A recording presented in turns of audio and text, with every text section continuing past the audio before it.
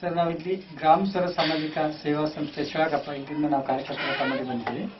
ಶಿವಮೊಗ್ಗ ಜಿಲ್ಲೆಯ ಶಿಕಾರಿಪುರ ತಾಲೂಕಿನ ತಾಳಗುಂದ ಹೋಬಳಿಯ ರಾಗಿಕೊಪ್ಪ 1ನೇ ವಾರ್ಡ್ನಿಂದ ಕೊರಟಗೆರೆ ಗ್ರಾಮ ಪಂಚಾಯತಿ ನೂತನ ಸದಸ್ಯರಾಗಿರ್ತಕ್ಕಂಥ ನೇತ್ರಾಬಾಯಿ ಕೂಮ್ ಉಮೇಶ್ ನಾಯ್ಕ್ ಇವರಿಗೆ ಗ್ರಾಮ ಸ್ವರ ಸಾಮಾಜಿಕ ಸೇವಾ ಸಂಸ್ಥೆಯಿಂದ ಹಾಗೂ ನಮ್ಮ ವೈಯಕ್ತಿಕವಾಗಿ ಮತ್ತು ನಮ್ಮ ಸಿಬ್ಬಂದಿ ವರ್ಗದಿಂದ ಈ ಒಂದು ಕಾರ್ಯಕ್ರಮಕ್ಕೆ ಸ್ವಾಗತವನ್ನು ಬಯಸ್ತಿದ್ದೇವೆ. ಸ್ವಾಗತ. ಇದು ಪರವಾಗಿಲ್ಲ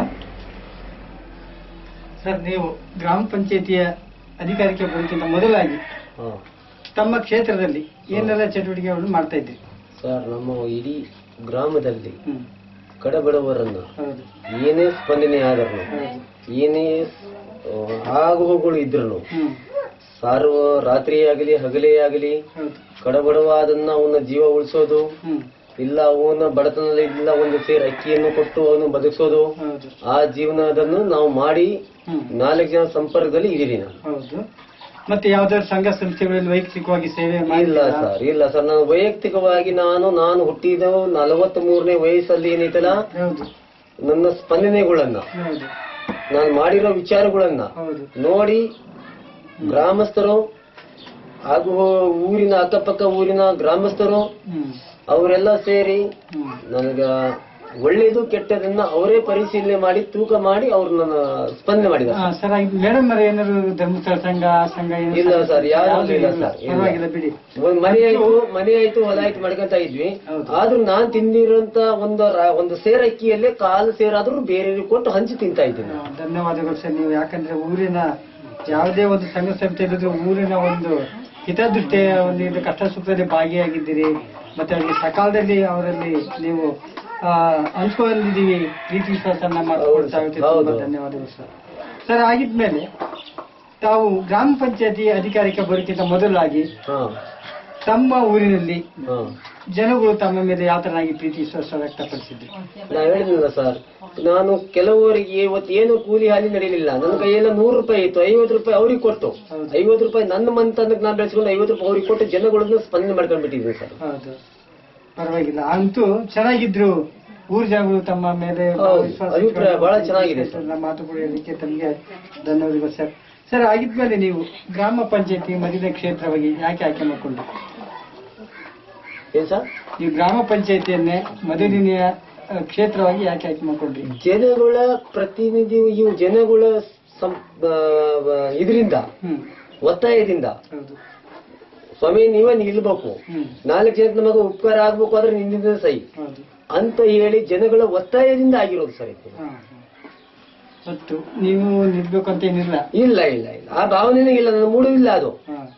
ಹೌದಾ? ಒಟ್ಟು ಜನಗಳಿಗೆ ಒತ್ತಡ ಮಾಡಿ ನಿನ್ಗೆ ಏನು ಬೇಡ, ನೀನು ಬರೇ ಹೂ ಅನ್ನಪ್ಪ ಅಷ್ಟೇ ಸಾಕು. ಒಟ್ಟು ನೀವು ಅಂತೂ ಜನಗಳು ನಿಮ್ಮ ಮೇಲೆ ವಿಶ್ವಾಸ ಇಟ್ಟಿದ್ರು. ಹೌದಾ? ವಿಶ್ವಾಸ ಇಟ್ಬಿಟ್ಟು ಒಂದು ಕ್ಷೇತ್ರ ನಮ್ಮ ಊರಿನ ಒಂದು ವಿಶ್ವಾಸ ಹಿತಾಸಕ್ತಿಯವರು ಕಷ್ಟ ಸುಖ ಭಾಗಿಯಾಗ್ತಾರೆ ಗುರ್ಸ್ಬಿಟ್ಟು ತಮಗೆ ಇವತ್ತು ಬಂದಿರಿ ಕಳ್ಸಿಕೊಡ್ತೀರ ಅನ್ನೋ ಮಾತು ಜನಗಳು ಹೇಳ್ತಿದ್ವಿ. ಹೌದೌದು.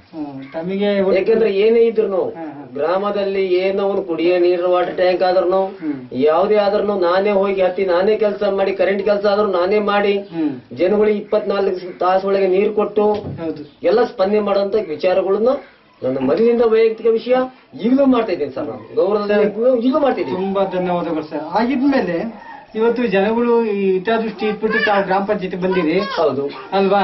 ಆದ್ರೆ ಈ ಸರ್ಕಾರ ಕೊಡ್ತಕ್ಕಂತ ಅನುದಾನಗಳು ತಮ್ಮ ಈ ಕೆಲಸ ಕಾರ್ಯಗಳ ಮಾಡಿ ಪೂರೈಸಿಕೆ ಸಾಕಷ್ಟು ಸರ್. ಬೇಕು ಅಂದ್ರೆ ಈ ಮಾಧ್ಯಮ ಮುಖಾಂತರ ಸರ್ ನನ್ನ ಉದ್ದೇಶಗಳು ಒಂದು ಹೇಳಿ ಕೇಳ್ಕೊಳ್ಳಿ. ನನಗೆ ಈಗ ಪಂಚಾಯತಿ ವೇಜಲ್ಲಿ ನಾನು ಕಾಂಗ್ರೆಸ್ ಇಂದ ಇದಾಗಿರೋದು, ಆಯ್ಕೆ ಆಗಿರೋದು. ನಮ್ಮ ತಾಲೂಕಲ್ಲಿ ಬಿಜೆಪಿ MLAಗಳು ನಮಗ ಬಿಜೆಪಿ MLA ನಮ್ಮ ತಾಲೂಕು ಪಂಚಾಯತಿಯಲ್ಲಿ ನಮ್ಮ ತಾಲೂಕು ಮಟ್ಟದಲ್ಲಿ ಇರೋದು ಬಿಜೆಪಿ MLAಗಳು. ಹಾಗಾಗಿ ನಮ್ಮ ಊರು ಗ್ರಾಮದಲ್ಲಿ ನನಗೆ ಅಭಿವೃದ್ಧಿ ಕೆಲಸಕ್ಕೆ ಯಾವ ಕೆಲಸನೂ ಆಗ್ತಾ ಇಲ್ಲ. ಸರ್ಕಾರದಿಂದ ಹೆಚ್ಚಿನ ಬೇಕು ಅಲ್ವಾ? ಕೊರತೆ ಬಹಳ ಇದೆ ಸರ್.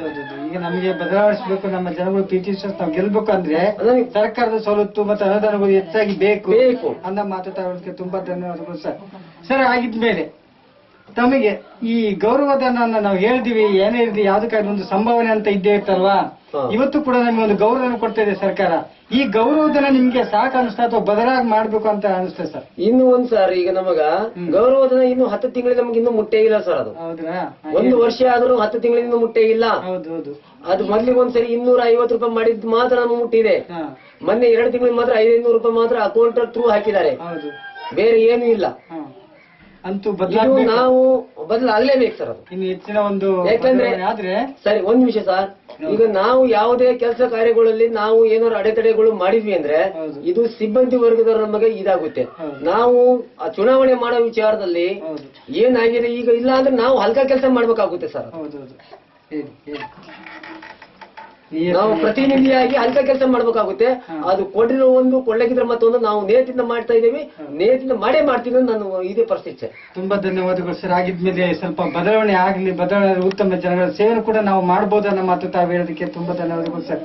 ಸರ್, ಆಗಿದ್ಮೇಲೆ ಇವಾಗಿನ ದಿನವಾಗಿ ಈ ಕೇರಳ ಮಾದರಿ ಒಂದು ಸಿಸ್ಟಮೆಟಿಕ್ ಗ್ರಾಮ ಪಂಚಾಯತ್ ವ್ಯವಸ್ಥೆಯ ಬಗ್ಗೆ ನಾವು ತಮಗೆ ತಿಳಿಸಿದ್ವಲ್ವಾ, ಆ ಒಂದು ಮಾದರಿ ನಮ್ಮ ಗ್ರಾಮ ಪಂಚಾಯತಿ ಮತ್ತು ನಮ್ಮ ಕರ್ನಾಟಕ ಬಂದಾಗ ಇದ್ರ ಬಗ್ಗೆ ತಾವು ಏನ್ ಹೇಳಕ್ಕೆ ಇಷ್ಟಪಡ್ತೀರಿ ಸರ್? ಅಲ್ಲಿ ಮಾಡಿರೋದು ನೀವು ಆಗಲೇ ಹೇಳಿದ್ರಲ್ಲ, ನೀವು ಸೂಚನೆಗಳನ್ನ ಅಲ್ಲಿ ಮಾಡಿರೋಂತ ವಿಚಾರಗಳು ಅದೇ ಸ್ಪಂದನೆ ನಮ್ಮ ಕರ್ನಾಟಕ ಇದರಲ್ಲಿ ಶಿವಮೊಗ್ಗ ಡಿಸ್ಟಿಕ್ ಅಲ್ಲಿ ಆಯ್ತು ಅಂದ್ರೆ ಅದು ಓಕೆ ಆಗುತ್ತೆ ಸರ್. ಹೌದು, ನಮ್ಮ ಕರ್ನಾಟಕದಲ್ಲಿ ಆದ್ರೆ ಕರ್ನಾಟಕದಲ್ಲಿ ನಮ್ಮ ಶಿವಮೊಗ್ಗ ಅದು ಕರ್ನಾಟಕದಲ್ಲಿ ಆಗುತ್ತೆ ಬಿಡುತ್ತೆ, ನಮ್ಮ ಶಿವಮೊಗ್ಗ ಡಿಸ್ಟಿಕ್ ಅಲ್ಲಿ ಆದ್ರೆ ನಮಗ ತುಂಬಾ ಅನುಕೂಲ ಆಗುತ್ತೆ ಸರ್.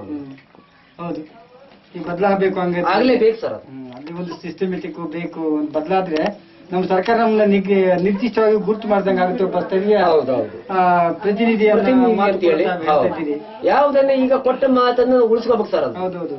ಇಲ್ಲ ಅಂದ್ರೆ ಅದು ಸುಮ್ಮನೆ ಸುಳ್ಳು ಆಶ್ವಾಸನೆ ಕೊಟ್ಕೊಂತ ಹೋಗಿ ಅದು, ಯಾಕಂದ್ರೆ ಅವು ನಾಲಿಗೆಗೆ ಅದು ಒಂದು ಇದು ಇಲ್ಲ, ಉಪ್ಪಿಲ್ಲಂಗ ಆಗ್ಬಿಟ್ಟಿದೆ ಅದಕ್ಕೆ. ಹೌದೌದು, ಖಂಡಿತ. ಮತ್ತು ಸರ್ಕಾರದಿಂದ ನಮ್ಗೆ ಕೊಡ್ಬೇಕು ನೇರವಾಗ್ತಕ್ಕಂಥ ಎಲ್ಲ ಗೌರವದ ಬಗ್ಗೆ ಎಲ್ಲ ಬದಲಾಯಿಲಿ.